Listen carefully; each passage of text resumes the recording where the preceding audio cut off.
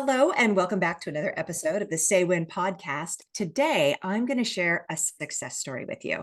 So, allow me to introduce a previous client of mine, Kristina Sims. Kristina is an experienced and compassionate therapeutic massage therapist with over 22 years of dedicated service. Her specialization in non-ambulatory massage, hospice care, and massage for the elderly showcases her commitment to improving the lives of those in need. She's developed a nationally accredited program which educates other massage therapists on working with veterans and individuals with limited mobility. And she is dedicated to sharing her experience and making a positive impact in the world. Now, as a Reiki master teacher, she channels healing energy to promote love and light in the world. With the use of tuning forks for sound therapy, she enhances the well-being of her clients, fostering balance inside and out. And furthermore, Kristina's work with children, particularly trauma-informed therapeutic yoga, highlights her caring nature and her mission to teach young minds that peace begins with them. Her diverse skill set and unwavering passion make her and all the services she offers a valuable asset to clients of all ages, allowing them to embrace their inner radiance and well-being. Hi, Kristina. It's so good to see you again. Hi, Holly. Thank you for introducing me. That was great. You are so welcome. We worked together starting last year, I believe. This podcast is being recorded at the end of 2023. We spent about 6 months working together, and I was just hoping you might be willing to share your experience kind of working with this and changing your mindset from sort of a diet mentality to more of an intuitive eating mentality. Yeah, for So, sure. what specifically drew you to work with me? And do you think maybe your background in any of the massage therapy or yoga or Reiki had any influence on your decision? Yeah.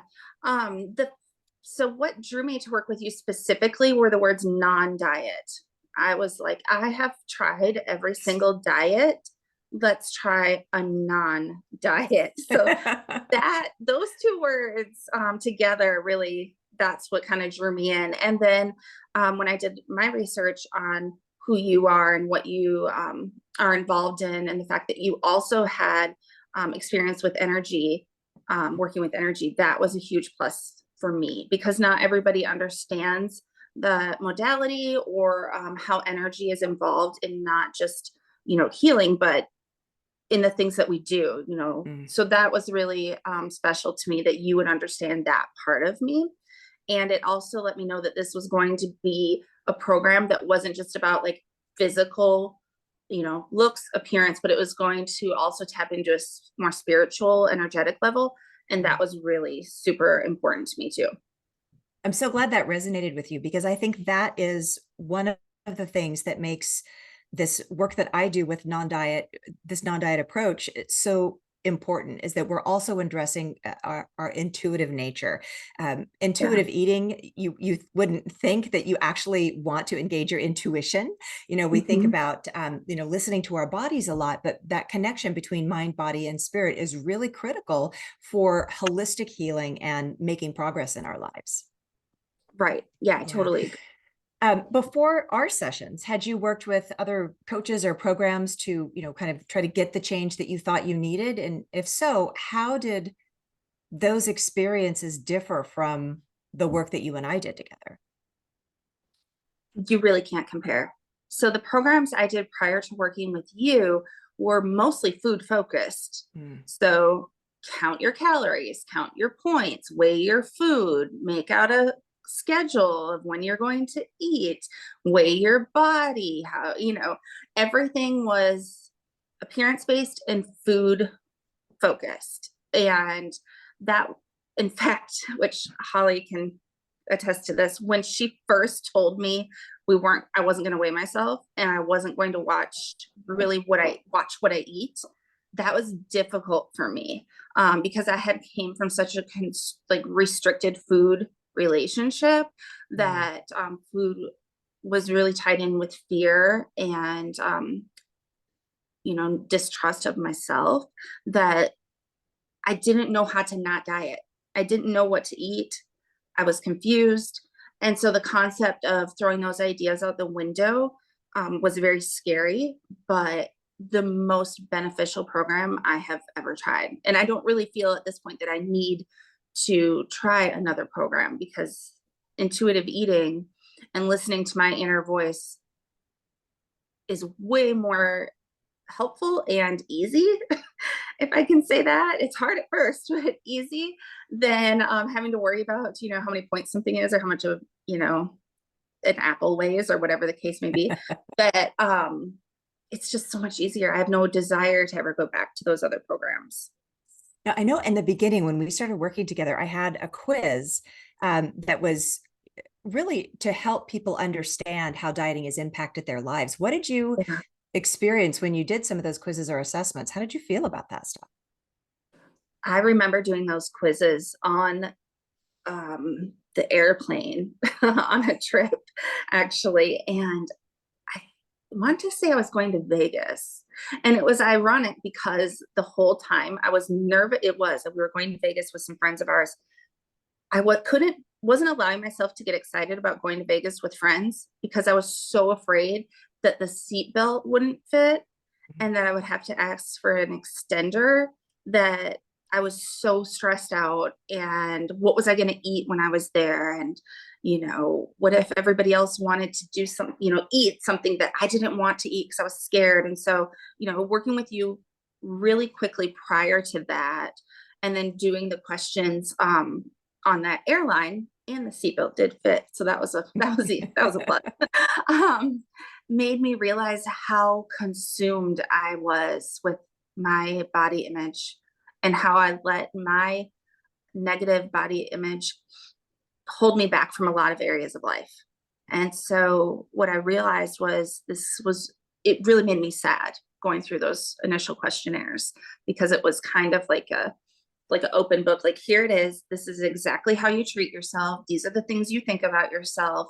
And then trying to look at it from an outsider's perspective, as a mom of two daughters, if I had read the things that I wrote, if I had read that about them, I would have been devastated.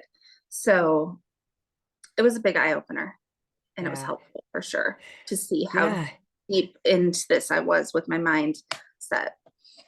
It's really about learning how to have compassion for ourselves, right? I mean, Mm-hmm. learning that, we're not perfect and we learned how to do this. We learned how to think this way. We learned how to feel this way about ourselves, and we can unlearn it too. Yeah. Yeah, Yeah. for sure. The other process that we kind of go through in the coaching program is doing that dieting history timeline. Now, I Mm-hmm. know for me personally, when I did my own, it was shocking how much influence my lack of confidence or lack of self-esteem or my desire to be a different way influenced all the decisions and things that I had done in my past. What was your experience with the dieting timeline? The dieting timeline was actually difficult as well, and not like it took a lot of time per se, difficult in that way, but like, again, having to kind of go back in that mental log of, Mm-hmm. okay, when I did this diet, what was going on in my life at that time? Mm-hmm. And one thing that really was brought to light was a lot of the times when I would switch diets or go to new diets, it was also during a time of change or stress during my life. And Mm-hmm. so what we worked on, realized it was also about control, and trying to control what other people thought about me by how I look, which is Mm-hmm. impossible. And so I think that was the thing that stood out to me most about the timeline, was how often I fell back to diet culture to change the way I look, to help control, in my mind anyway, how other Mm-hmm. people saw me.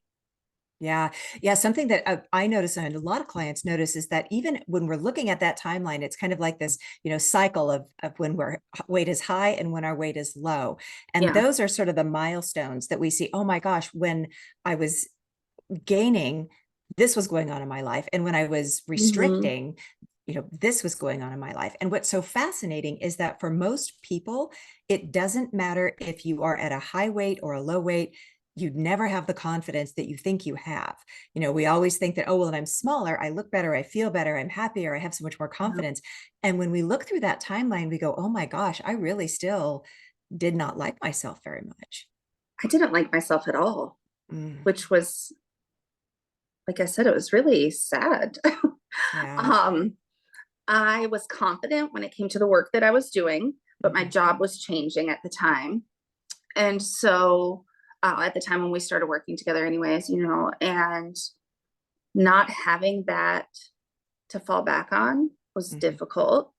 And being able to embrace other parts of myself, and actually by the end of it, like now I'm more confident than I've ever been in my whole life. I'm definitely not the smallest I've ever been in my whole life, Mhm. but I am able to like walk into spaces and walk into rooms and talk in front of groups of, very well educated people about the services I provide. And I'm able to do it with confidence. And I'm more concerned that they're receiving the information and embracing it than looking at me and what I'm wearing, which was a big, Amazing. yeah, struggle for me before. Yeah. Well, um, I know I can think of some significant changes that have happened for you, but since starting your intuitive eating journey or our work together, what are some of the most significant changes that you've noticed in your relationship with food and your body image? Well, I'll start with the significant relationships with food. So prior to working with Holly, I had the tendency to either completely restrict my eating or say, okay, well, I ate a muffin, so I might as well just like throw this day to the wind and eat whatever the Mhm. hell I want all day. And now I know that it doesn't really work that way. Like, I don't need to do that. And I Mhm. also learned about the value of food and how food tastes. Like, for example, I might have some ice cream with my daughters, right? And the difference is I'm going to choose something that's maybe higher, higher quality, Mhm. because I know that I don't need to have it every day and I don't need to eat it all today because it won't be there tomorrow. So that was super helpful because I was very much a like, oh, we have some banana bread on the counter, so I will eat it as breakfast dessert, lunch dessert, dinner dessert until it's gone because I don't Mhm. know when I will allow it back in the house. And now I just don't do that. We have, our house has changed a little bit. We used to not have anything sweet in the house, no junk food whatsoever, because I didn't trust myself. To now I'm walking past it and am I hungry? Not really. And it'll be there later. So that's Mhm. okay. You know, that was a huge shift. And being able to enjoy moments with my family Mhm. when they were surrounded with food rather than be worried about the food. And that was something that I didn't realize I was doing, but I was. I would not be able to, like, I take the ice cream example because that's something we literally talked about a couple Mhm. different times. I'm able to, like, go down to the lake that we like to go to and this ice cream shop and enjoy that time with my girls rather than thinking about, oh, I'm going to have to really bump up some exercise tomorrow because I had this ice cream right now. Like, that is so nice to not have to think about that. So I'm really grateful, Well, really one grateful. of the things that's so funny that you just said is we talk about the quality of the food that we eat, and you talked Hmm. about how quality ice cream. And I can't tell you how many times I know I've done it myself when I was dieting, I would choose like the sugar-free or the fat-free Yeah. ice cream and then Yeah. end up eating a ton of it instead of Hmm. just having that amount of amazing, high quality, delicious ice cream that Hmm. would have been satisfying, right, in the Yeah. long run. So it's kind of crazy that we can have the fat-free cookies, and eat the whole box, but I'm not going to eat Hmm. one really delicious cookie. Right. I can have three 100-calorie packs, but I can't have one cookie. Yes. Right, That exactly. was a lot. I was really into diet food, into, making my own food so that it would be less calories or less sugar and that type of thing, which Mhm. is great, but I wasn't doing it for the right reasons. So, Sure. but as far as my image, you can't tell today because I am wearing black, but I thought about that earlier. I always wanted to blend in. I did not Mhm. want people to look at me.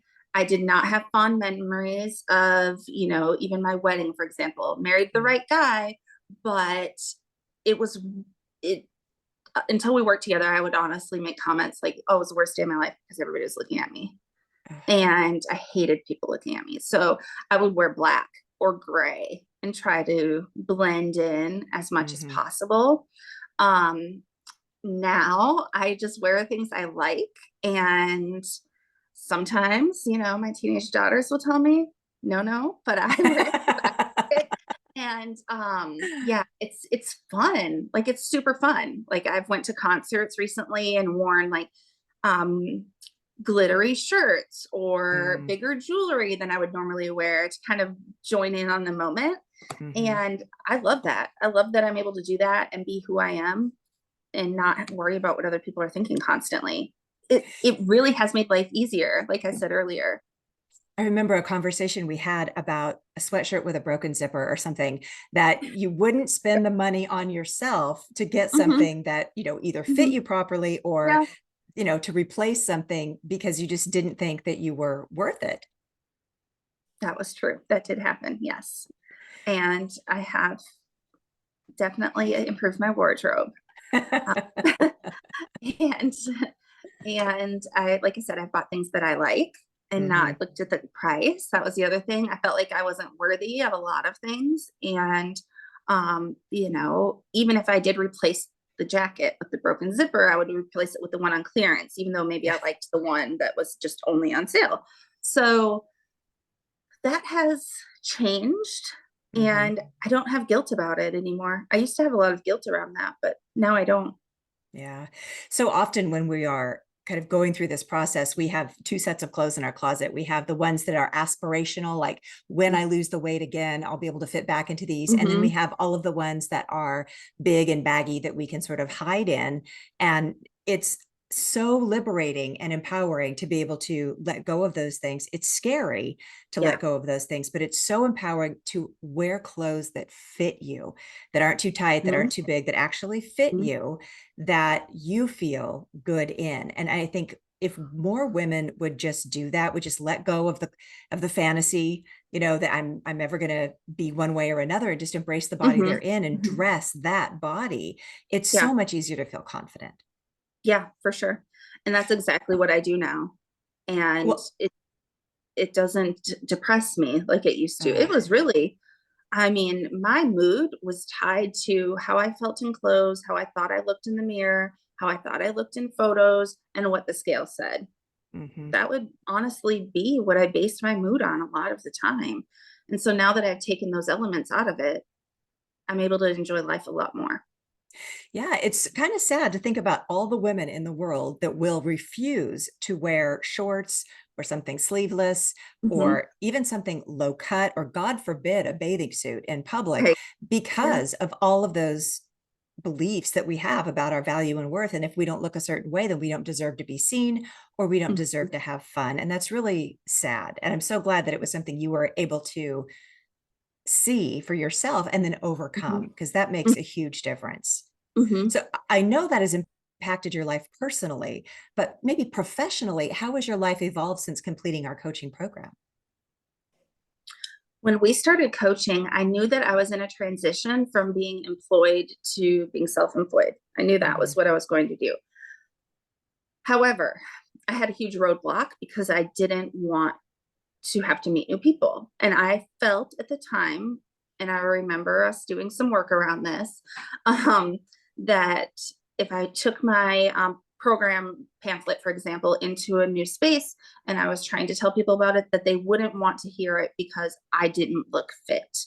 And we talked a lot about like, well, what does fit look like and that type of thing. And it was really about confidence. And now I am I'm extremely busy, and that is great. To the point where I'm having to um, kind of make some adjustments and create more time for myself and my family.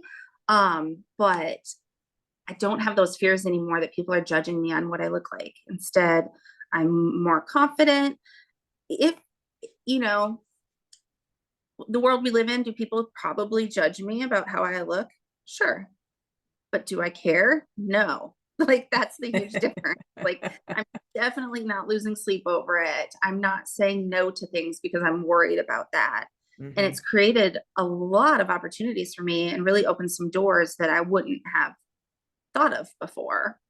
One of the things you and I talked about with my yoga program is it was very scary for me to stand in front of elementary age kids and teach the program but I did it and I enjoyed it and it was really fun. And you had challenged me, what would it be like if you taught adults? And I said, I would never do that, not doing that. And actually, since it's been a few months since you and I connected, I am now in a program to learn how to do it for adults. And so Amazing. yeah, it's just completely changed. And I realized that, fit, the word fit doesn't necessarily isn't glued to a body type. And Hmm. I love that I'm able to work with, especially elementary age kids right now, um, in the body that I'm in. And for them to see that as well, like, oh, you don't have to look like, a like Peloton athlete, in order to be active, to enjoy life, to Hmm. be fit. Um, it's an honor, really. It's an honor to be able to be that person for kids to look to for that. It's amazing. Can Hmm. you think of any specific skills or insights that you might have gained from our program or working together that have influenced either your professional practice or your personal relationships? For sure, for sure. When we did when we worked on like I think it's the ladder, Oh, when we did yeah. the Thought ladders. thought ladder, Yes. that's it. I still use thought ladders all the time. Mm, Um, and it's helpful because it points out, okay, what is the actual issue? How am I feeling about that? What made me think of, like what made me think that, or how do I think mhm, about it? What made me think that? And then how could I respond differently? And so a mhm, lot of times, I would take things, especially professionally, personally, like I have had some no's, of course, and I would have took that as it's me, it's me, it's me, but maybe they don't have the funding for it, or mhm. maybe they're not ready for it right now, or there's just so many other reasons why somebody might um, choose not to do the program, Yeah. and I don't take it personally. But the thought download, and I've shared it with so many people, especially some of my Reiki clients too, that are Mhm. struggling. Like, Yeah. is this true? Is what could be, what could have been different, and how would you have felt during that? Yeah. Super helpful.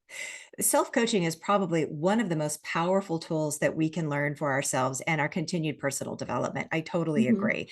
Because when we break it down, it's all of the beliefs that we have that Yes. influence all of the things that we do and then the results that we get in our lives. So if we just take a moment to examine those thoughts and figure out Hmm. what beliefs are supporting those thoughts, then we have an opportunity to change and to practice those new Hmm. thoughts. So I agree. I think that's one of the most powerful tools anybody can learn, whether Hmm. it's in practicing a non-diet approach to their life or in making any other change. I agree. It's really Yeah. powerful. Yeah. Yeah. Could you share some maybe of the biggest shifts or ahas you might have experienced during our time together? The biggest shift was when I was able to enjoy meals without guilt. Like Wow. that was huge. And I really can't say more about that other than it was just huge. I had a lot of guilt around food that I put Mhm. on myself. And not having that now, it's just, I'm not thinking about food constantly. I'm not worried if I'm going to have something healthy to eat on the road. Like I know that, because I drive a lot for work, if I am not hungry, I don't have to eat just because it's noon, like those type of things. Yeah. But if Yeah. I am hungry, it's okay. And I can make some choices that make me feel good. And that's the other thing too. Like, how does the food make you feel in your body? And Mhm. so a lot of the things, not a lot, but a handful of things that I was eating, I didn't even really like, but I just ate them because like I grew up eating it, that type Mm. of thing. And so Yeah.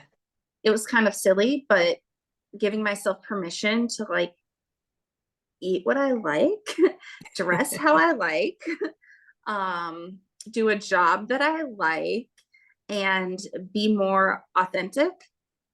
That was like the big aha moment when I was able to go to the store and pick out like a tie-dye shirt. I love tie-dye, but I would have worn it before because I would have said I can't wear like purple. Somebody will say Sure. I'm like look like a round grape or whatever. I had all these negative thoughts. Like you name an insult, and I probably had said it to myself at some point. Mm, So I just feel like I'm more me than I have been I probably love since I that. was a little kid. So, adopting this non-diet lifestyle and kind of Hmm. this new way of thinking about yourself, how Hmm. has it affected the interactions that you might have with your family or your friends? It hasn't affected it in a negative way at all. I would say that at first, that I had a friend, a very close friend of mine, who's kind of my diet buddy, and she Mm, would send me things like, "Oh, we should try this diet. We should try that diet," right? And I would just say, "I can't, I'm not dieting right now." That's kind of how it mhm. started out. Like, I'm not dieting right now. And then eventually, I told her about working with you and how that had changed my life and how I can't be on a diet where I'm focused on food Mhm. constantly. Like life's too short for that. And so, um, and she respected that, and I have great friends. So it wasn't an issue. I would say, if anything, it's allowed us, our bond, to grow deeper about other things. Like, Yeah, she's not like just my diet buddy anymore. sure. So that's been really nice, is being able to bond with people over other things, not food related. Oh, absolutely.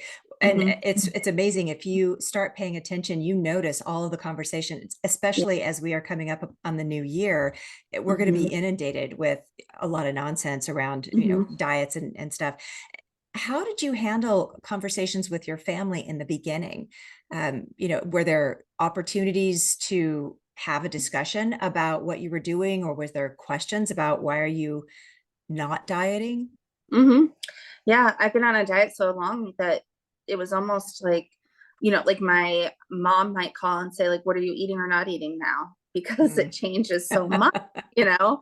And so I would just be like, "Well, I eat everything that I like," kind of thing. And her and I actually had an opportunity to take a trip together to Florida, and it was really nice. I'm the oldest of six, so one-on-one time with mom does not happen very often, especially as most of us are adults now. And so Mhm. um, I was a little nervous about it at first, like, well, I don't want to eat, like greasy food the whole time, that type of thing. Mhm. But once I talked to her about it, and I talked to her about, intuitive eating and that type of thing, she was actually intrigued, and really respected my decision. And it wasn't a problem at all. So I think that sometimes we put more pressure on ourselves to think it will be a problem for other people. But if you explain it like from your heart, and it also are able to give some examples on how it's improved your life, people aren't really going to argue about that. They're not Yeah. going to push back. Yeah, I think you're really lucky in that you had that experience. I know so often our friends and our family, mostly our family, they just want what they think is the best for us. And because they may have this bias that tells them that the only way we can be healthy is if we lose weight. And Yeah. sometimes it's a hard sell, to have that Hmm. conversation and say, look, this is who I am. I am healthy person. I'm a happy person. I'm living a productive life. I'm contributing to society. I Hmm. don't really need to lose weight to be a complete person or to be a healthy person. And Yeah. sometimes that's a hard conversation, but I think just living your life the way you have, being authentic, that's the best way to prove that you're on the right path. Yeah. The hardest conversation that I had was with my medical provider, because Mm. prior to working together, I was told I was never going to be able to lose weight unless I had bypass surgery. Oh, wow. And I was almost I knew that wasn't right for me. Like my gut Hmm. instinct was like, I don't want to do that. I don't think that it's wrong if other people do choose to do that. But for me, it just didn't feel right. And that was one of the things that was kind of had me looking for a non-diet approach in the first place. Was I don't want to have surgery, but I have to lose weight because my medical provider is telling me, despite the fact that I do not have high blood pressure or cholesterol or diabetes, I need to lose, 100 pounds. And Hmm. so um, I was convinced that if I didn't find a different solution, that I was going to have weight loss surgery to be healthy, period. And so, having that conversation with my medical providers at the time were now, no surprise, not my medical providers Yeah. anymore, Yeah. was hard because they were not supportive. They were really pushing for surgery. They were Mm. really pushing for, certain diets and even liquid diets and stuff like that. And I eventually had to realize that they probably weren't the best provider for me because our views didn't align. And Holly gave me permission to have those conversations with my doctors because I almost felt like, well, they know best. They're the Mhm. doctors, right? So if they're telling me I'm not healthy, even though on paper I look healthy, but physically I don't in their eyes, then they must be right. And so that was kind of feeding into that mindset of like, I'm not worthy because my doctors even say I'm too big, right? Mhm. And so when Holly gave me that permission to talk to them and gave me some guidelines, that was super helpful because I was able to say, like, no, I'm not going to do surgery. That's not right for me. And yeah, and it wasn't received greatest. So now I have new providers that are supportive. So that's good. It's amazing being able to advocate for yourself at the doctor, even if it's something as simple as Mhm. declining to be weighed. Because, I mean, if you're not having surgery, if there's not medication that Mhm. needs to be administered based on your height and weight, there's really no purpose to it. And the worst thing is if you go in and have your weight, you actually get on the scale and then they announce it, right? I mean, so it causes so much anxiety for people. They don't go to Mhm. the doctor because A, they don't want to be weighed, and B, they don't want to have a hard conversation. So I agree, being willing to step up and say, this is the only factor in your determination that I am unhealthy is, my body mass index, which Yes. we kind of know is baloney anyway. But if that is the one thing that you're saying makes me unhealthy, we have a problem. And Mhm. then being willing to find a health at every size provider. There's lots of resources for that out there, but you have to do the work. And so it's admirable that you did that, but now look at how much happier you are. And I'm guessing that you are a lot more likely to go visit your doctor now that you know that you don't have to have that conversation again. Oh, yes, for sure. For sure. I'm actually having a dermatological issue, and I went to the doctor confidently, knowing that that wasn't something we were going to discuss prior. It really felt like I could go for, you know, a sore throat or sinus issues, and they would be like, "Well, here's your antibiotic, but if you lost weight, then," and it's like, You wouldn't really? have a sore throat. I would not, okay, sure. So, yeah, having that, health at every size provider list and that type of thing was super helpful. Yeah, yeah. If you had to think back on the entire experience, I'm going to ask kind of a two-part question. One, what was the most challenging part of the work we did together? And then the other side of that would be, what was the most rewarding thing you got out of our time together? Yeah. The most challenging part was self-acceptance. Like really getting out of that unworthy mindset was difficult for me. Um, I didn't feel worthy of I mean, I almost didn't even feel worthy of the family I had. Like, I felt like a failure because of how I looked. And they were all active and I wasn't as active as they were. And um, I was just, that feeling, I never want to feel that again. That feeling of unworthiness. And I didn't even have a name for it until I started working with you. Mhm. Um, I would say the most impactful is my life no longer revolves around food. Like I live my life is my life and I eat. And like I said, I eat foods that I like and I occasionally indulge in something. There are weeks where I do eat salads every day because they're good and I got a new dressing I liked, but it's not because I'm like, I have to eat salad every day because I ate lasagna last weekend.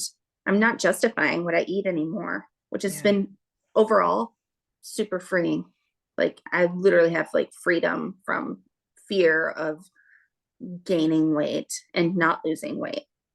Now, if I lost some weight, I would be fine with that. But if I don't, and I know that I'm, doing some gentle exercise that's good for my body, and I'm eating foods that make me feel good, and I'm getting enough sleep and all those other things, then I'm just not stressed about it.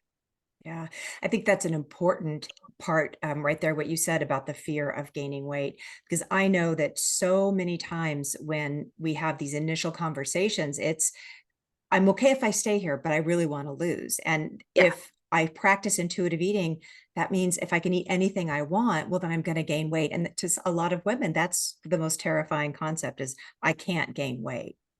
Yeah. When you first told me that concept, I cried because Yeah. I was like, I can't gain weight. I already need weight loss surgery. What's going to happen if I gain weight? And so, yeah, when you first said that, that was tough. That was probably the hardest, is letting go of all of the diet culture that had like intoxicated my brain Yeah. and told me how I should look and what I should eat and what I should, dress like and drink and this and that.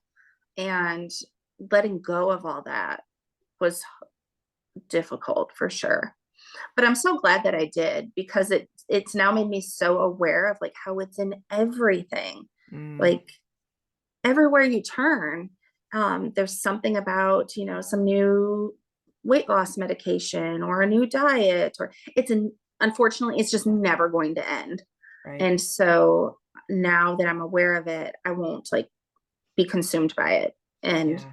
I like tempted to try those things. I'm like, Hmm. oh, okay, whatever, and I'll Right. stick to what I know works for me.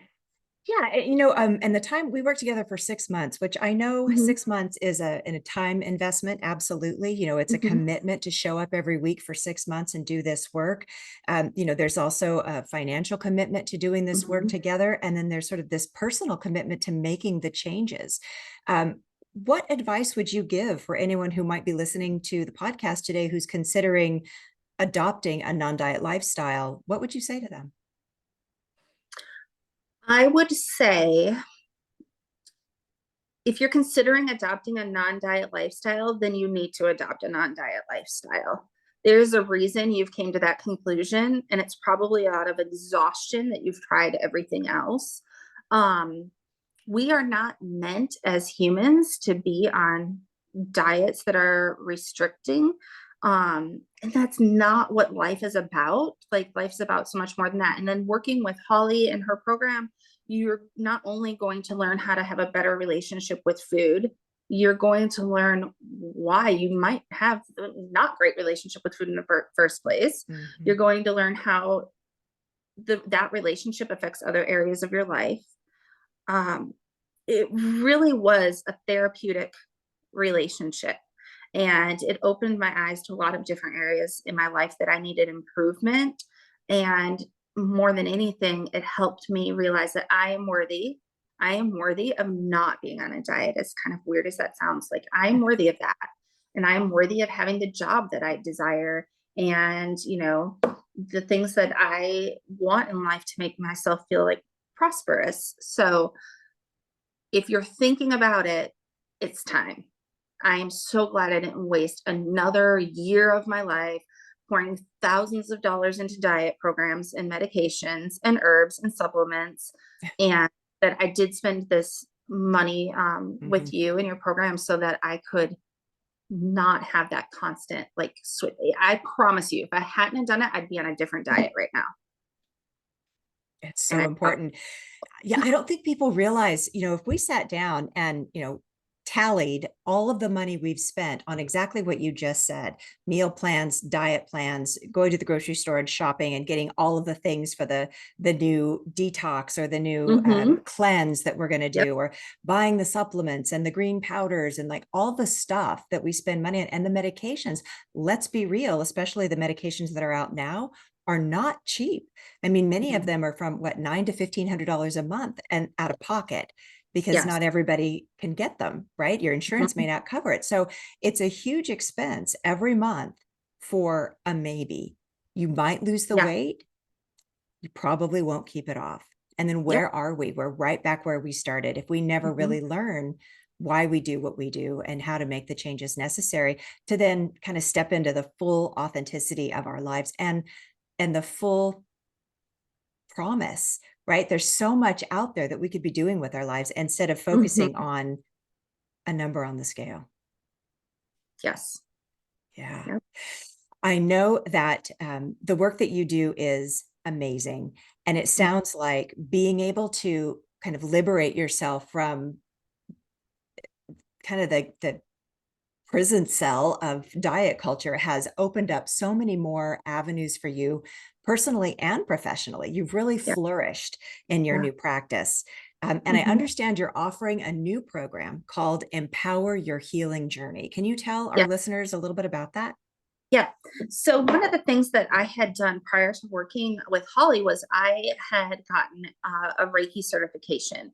And what that is it is channeling the energy around us to help bring wholeness to our body. And in doing that, I loved it. However, was I doing it professionally? No, because I was worried that people would say, well, she might be spiritually healthy, but she doesn't look physically healthy. And so working with Holly made me a better Reiki practitioner, because now I'm not ever thinking about in a session, what does this person think about me or the way I look? I'm thinking about how the life energy around us can be channeled into that person to help them feel whole, happy, and whatever their version of healthy is. And so Mhm. with this program that I'm doing, it's the first weekend in March in Wisconsin, where I live. Mhm. So it'll be nice and cold if you're looking for a wintry experience. That's the time to visit. Um, and we will go, it's a 2-day program, and we will go through step-by-step process on how energy can not only heal your life and help you through life struggles and stresses, but how then you could become a practitioner to help others. And that's really what it's all about, is spreading like love and light of Reiki across like the state lines. You don't have to be from Wisconsin to take the course. And I am excited that I can offer it to people. I already have a handful of people signed up, so we have a few spots left. And I think it's going to be a really, really good, engaging program where people can feel that they're not only left with something they can work on for themselves, but Mhm. also share with others. So, Fantastic. I mhm. am going to include links to Kristina's program and her website in the show notes. So if anybody listening is interested, head over, get in the program. If you can't go right away, I'm pretty sure there'll be a waiting list for the next one that's being Yeah. offered. So go over and let her know you're interested. Mhm. Ah, As we come to the end of this very inspiring conversation with Kristina, it's Mhm. evident how transformative the journey towards intuitive eating and body acceptance can really be. And Kristina, I know your experiences both as a client and a professional in the fields of massage therapy, Reiki, and yoga beautifully illustrate the interconnectedness of that physical, emotional, and spiritual health. And Yeah, your journey through our coaching program not only reshaped your relationship with food and your body, but enhanced your professional practice, it allowing did. you to offer a deeper, more holistic approach with your clients. 100%. I definitely feel I'm more Wow. connected with them, and I'm able to offer more of myself to them. And that brings comfort, to them as well, being able to give them permission to be who they are and let their guard down, and share things with me. And then I can in turn try to use some of the tools I have to help them. Yes, yes. Give yourself permission to be who you are. That's going to Mhm. be my new motto for 2024. I love it. Yeah, And that's a I'll give great you credit for phrase. it, Kristina. Thank you so Okay. much for sharing your really profound insights and personal growth with the audience today. It's a Mhm. powerful story and a powerful reminder of the resilience of the human spirit and the transformative power of really embracing your intuitive self. Mhm. Um, I'm going to list off a few key takeaways that I can think of from our conversation today. Uh, Kristina's journey into intuitive eating really demonstrates the liberation and empowerment that come from breaking free from restrictive dieting and diet culture. And the intersection of Kristina's personal growth with her professional roles as a massage therapist, Reiki master, and yoga instructor underscore the holistic nature of wellness. And Kristina's experiences highlight the significant role body acceptance plays in our overall well-being and self-esteem. And the challenges Kristina faced and overcame emphasize that this journey's complexity and importance of perseverance and self-compassion, most importantly, in any personal transformation. And her story illustrates how integrating intuitive eating principles can enhance other areas of your life, creating a comprehensive approach to your health. And her ongoing use of the self-coaching methods showcases that lasting impact and practicality of the skills learned during our coaching program. And we really are reinforcing the idea here that health is not solely defined by our physical aspects, but it's a blend of mental, spiritual, and emotional elements. So thank you, Kristina, for being here today. And I want to thank the audience for joining us for another episode of the Say When podcast. You can find all the links to Kristina's website and learn more about her program in the show notes. Until next time, thank you so much, and bye for now.